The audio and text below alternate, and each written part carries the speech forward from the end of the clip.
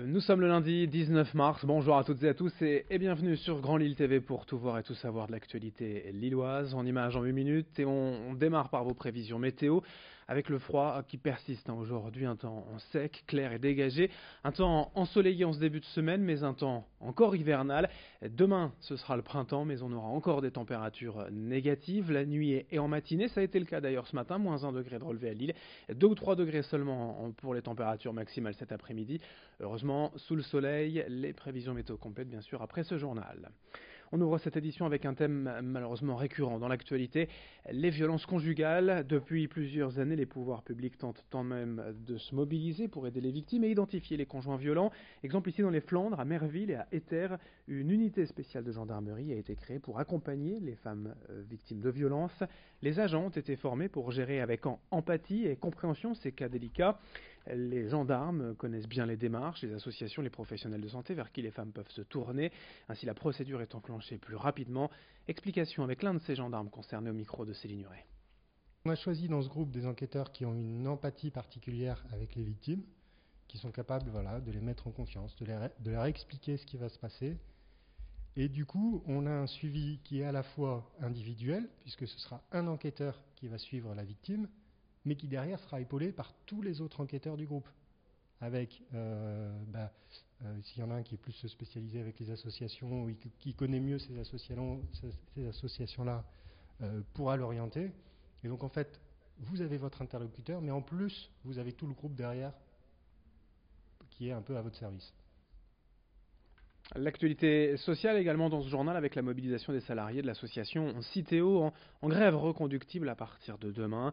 Début mars, la direction leur a annoncé la perte du marché de la médiation dans la métropole lilloise, ce qui pourrait entraîner le licenciement de 150 des 300 salariés de l'association. Pour les syndicats, tout va depuis trop vite. Les propositions de reclassement de la direction ont été imprécises. Les salariés n'ont eu que quelques jours pour se décider, 2 semaines exactement. La CGT dénonce donc un choix à l'aveugle. Les salariés doivent choisir de rester ou de partir sans savoir dans quelles conditions. Explication au micro de Xavier Silly.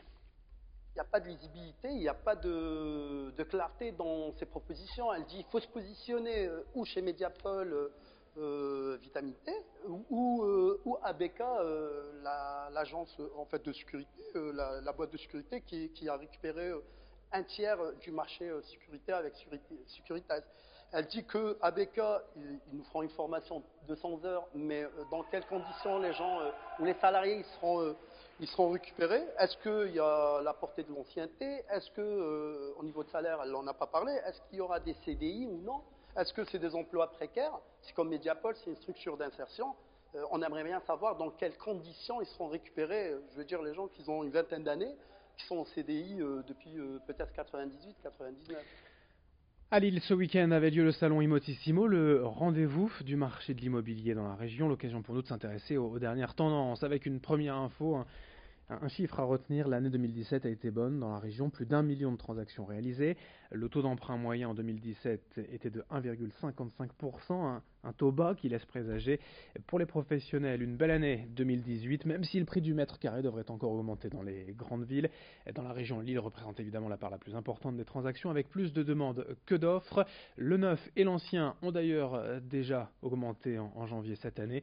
Explication quant au lieu pour investir dans la métropole lilloise au micro de Céline Huret. Investir dans la métropole, donc Lille métropole, la grande métropole, ça reste un investissement intéressant. Proche des grandes villes, demain vous voulez revendre, si vous investissez en Pinel, ça reste quand même des appartements qui se revendent bien parce qu'on est dans la métropole lilloise. Après vous avez des villes autour de la métropole qui se développent très bien, des quartiers, Fives à Lille ou alors Saint-André, qui est aussi une ville où il y a beaucoup de développement au niveau de la construction neuve.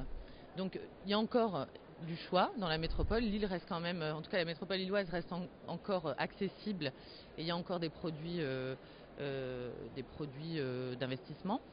Mais en effet aujourd'hui, si je conseillerais, il faut rester quand même, si c'est un achat pour une location ou pour une revente, oui il faut investir dans la métropole. Dans ce journal également, prenons un instant pour évoquer la Légion d'honneur reçue par le maire de Tourcoing Didier Drouhard la semaine dernière et des mains de l'ex-président de la République Nicolas Sarkozy. Élu en septembre dernier en remplacement de Gérald Darmanin, nommé ministre, Didier Drouhard est un militant historique à Tourcoing, mais toujours très discret avant de devenir maire tout récemment. Aujourd'hui atteint d'un cancer contre lequel il se bat au quotidien, il poursuit son mandat. Nous l'avons rencontré, Didier Drouhard. Mon état... Bon, c'est bien que j'ai perdu du poids, le traitement il n'est pas facile, mais j'ai cette volonté de continuer jusqu'au moment où je pourrai. Et ce n'est pas la maladie qui me tuera, parce que j'ai cette volonté effectivement de me battre pour ma ville, de continuer de me battre. Et je sens aussi que mon combat, c'est celui des centaines et des centaines de personnes qui m'entourent. Peut-être que je ne serais plus là aujourd'hui si je n'avais pas cette responsabilité du mandat de maire.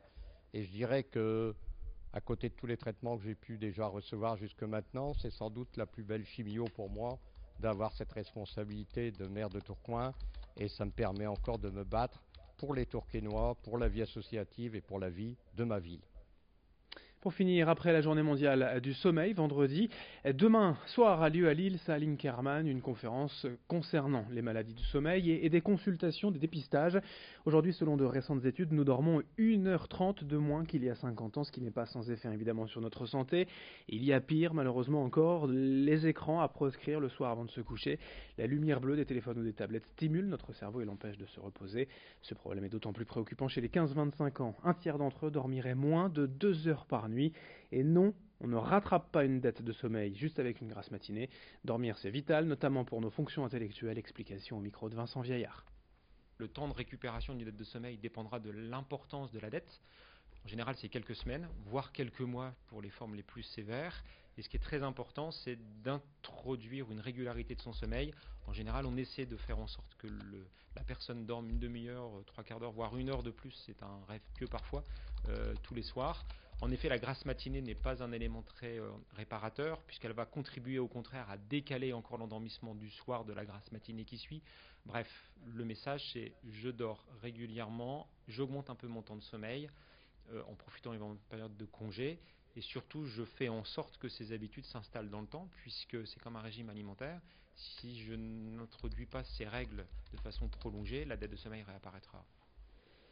Fin de cette édition, merci à vous de l'avoir suivi sur Grand Lille TV. Dans un instant, la suite, vos prévisions météo. Très belle journée à toutes et à tous.